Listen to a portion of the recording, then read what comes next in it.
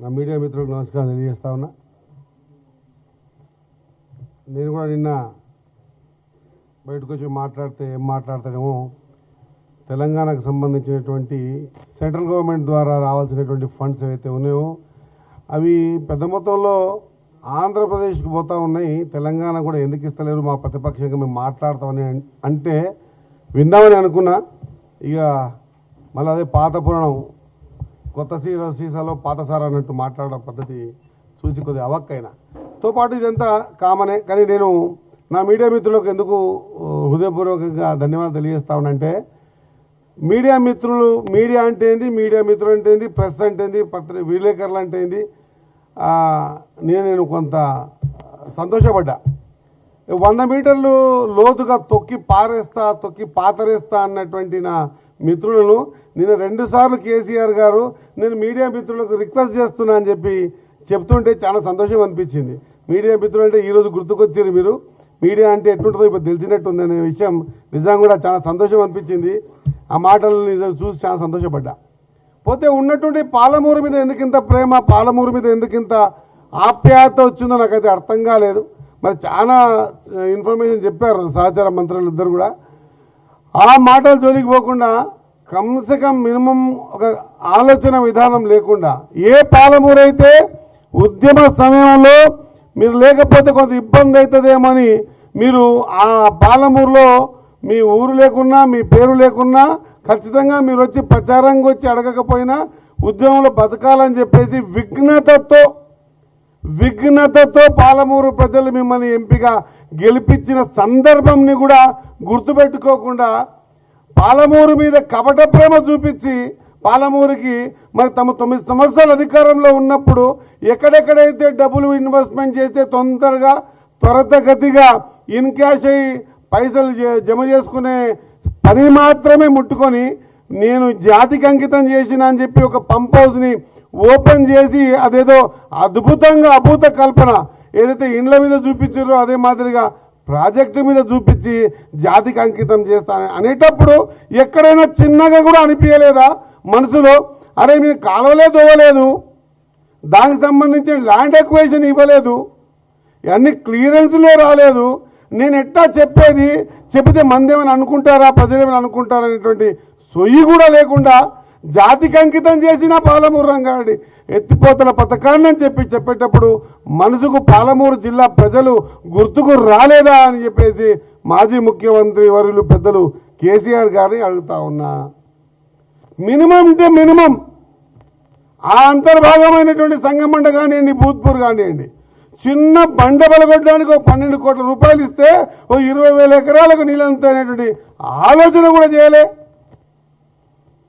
పాలమూరు రంగానికి సంబంధించినటువంటి డ్యాములు అసంపూర్తిగా పెట్టి డబ్బు ఇవ్వకుండా ఈక్వేషన్ తీసుకోండి. ఉత్తర తెలంగాణకి ఎంతవరకు చేశారో ఒకసారి ఆలోచన చేయండి. దక్షిణ తెలంగాణలో మీరు కడుతున్న దానికైతే విరివిగా డబ్బులు ఒకటి ఇవ్వడం ఒకటే కాకుండా త్వరితగతిగా పూర్తి చేయాలి, 3 ఏళ్ళ 4 ఏళ్ళ పూర్తి చేయాలని కాళేశ్వరం మీద పడ్డ తపన ఎందుకు పాలమూరు రంగారెడ్డి మీద లేకపోయా? ఆ లేనందుకే కదా మొన్న ఎలక్షన్స్లలో కర్రుకాల్చి వాత పెట్టినట్టు 12 మంది ఎమ్మెల్యేలు గెలిపించిన పాలమూరు ప్రజలు. అయినా కూడా మళ్ళీ కొత్తగా బయటకు వస్తే తోలు తీస్తాం ఆ పొన్నమని అన్నట్టు. మరి తోలు ఆల్రెడీ కవితమ్మ తీస్తుంది, ఆ తోలుకు ముందు ప్యాచ్లు వేసుకోండి. ఇంకా రాబోయే రోజుల్లో పూర్తి ఎపిసోడ్ 1 ఎపిసోడ్ 2 అన్నట్టు ఆ టీవీ సీరియల్ లాగా ప్రతి ఊర్లో పోయి చేస్తున్నటువంటి ఆమె ప్రచారాన్ని ముందు ఆపుకోండి. అది పక్కకు పెట్టి ఇది రాగానేమో చేస్తాం. పార్లమెంట్ ఎలక్షన్లో సేమ్ డైలాగ్, నేను బయటకు వస్తే మొత్తం కింద మీద చేసేస్తాడు, కింద మీద ప్రజలు చేసేసారు.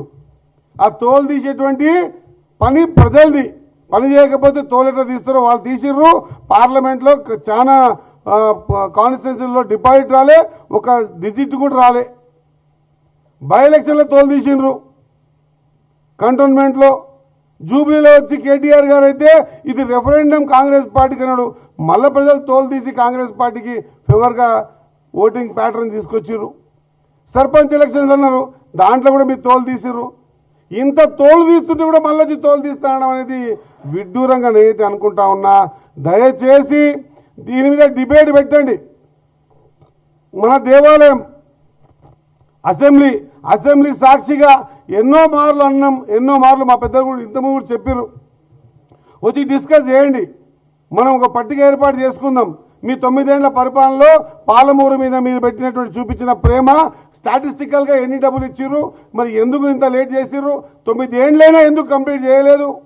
ఈరోజు మా ప్రభుత్వం వచ్చిన తర్వాత, ప్రజాప్రభుత్వం వచ్చిన తర్వాత మొన్న ల్యాండ్ ఎక్విజిషన్ డబ్బులు ఇస్తూ ఉన్నాం. అవగాహన లేకుండా మాట్లాడితే, ఎటబడితే మాట్లాడితే వినడానికి ప్రజలు సిద్ధంగా లేరు అన్న విషయాన్ని మరిచి మళ్ళీ తోలు తీస్తాం, కింద మీద చేస్తాం అనేటువంటి మాట సరైంది కాదు అన్న మాట మరొకసారి గుర్తు చేస్తూ, నాకు తెలిసిన కాడికి నేను అనుకుంటున్నా, తప్పు మీద తప్పు చేసింది కేసీఆర్ గారు. ఇంతమో జూపల్లి కృష్ణారావు గారు చెప్పినట్టు అసలు క్లియరెన్స్ తీసుకోకుండా, డబ్బే పెట్టకుండా, మీకు ల్యాండ్ ఎక్విజిషన్ డబ్బులు ఇవ్వకుండా అయిపోయి జాతికి అంకితం చేస్తున్నా అనే మాట శుద్ధ అబద్ధం, తప్పు కూడా అది.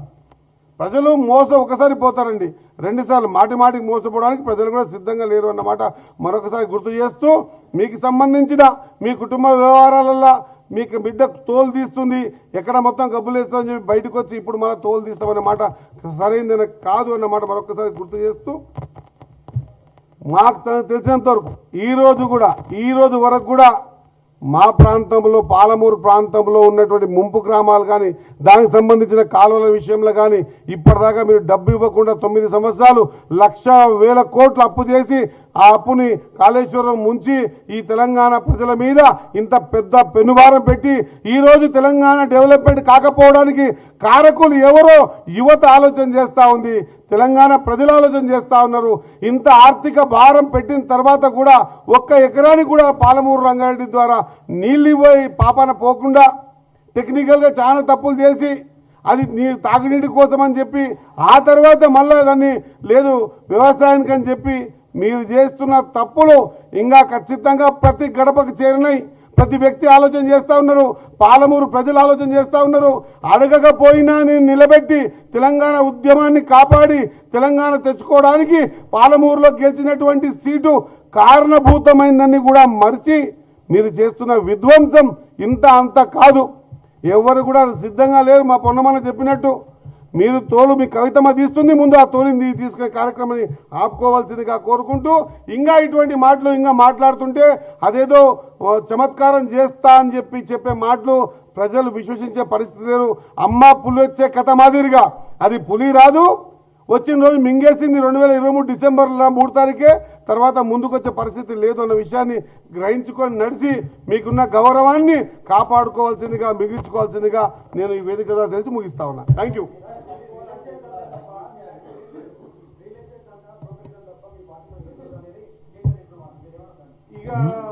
తెలిసినంత వరకు నాకు తెలిసి పెద్ద ఎత్తున రెవెన్యూ, ఒక నిమిషం, పెద్ద ఎత్తున ధరణి తీసుకొచ్చి ఎవరు రియల్ ఎస్టేట్ వ్యాపారం చేశారో, ధరణి ద్వారా ఎన్ని వేల కోట్లు ఎక్కడెక్కడికి పోయినాయో, ధరణి ద్వారా ఎంతమంది పేదోళ్ళ ఉసురు దాకిందో, ధరణి ద్వారా ఎంత పెద్ద పెద్ద వ్యాపారాలు రాత్రిపూట జరిగాయో, దాంట్లో ఎన్ని వేల కోట్లు వెనక్కి వేసుకున్నారో ప్రజలకంతా తెలుసు. కాబట్టి బొందబెట్టిరు. ఇప్పుడు ఆ బొందబెట్టిన దాన్ని మళ్ళొకసారి వాళ్ళు పచ్చకామారులోనికి లోకమంతా పచ్చగా అన్నట్టు ఆయనకు అదే ఆలోచన ఉంటుంది. కాబట్టి ఆ ఆలోచన ప్రకారంగానే ఇది మేము కూడా అట్లా చేస్తామని అనుకుంటున్నాం.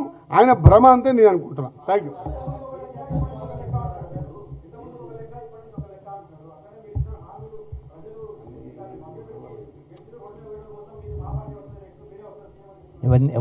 అవన్నీ కూడా మీరు సీరియస్ తీసుకుంటున్నారా? మాటల గారడి.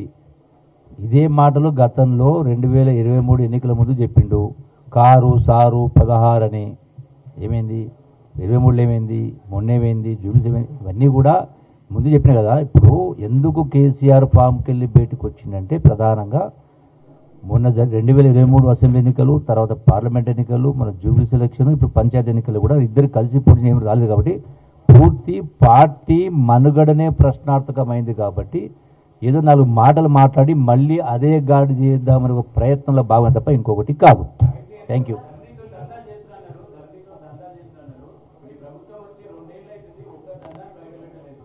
అన్ని బయటకు వస్తాయి.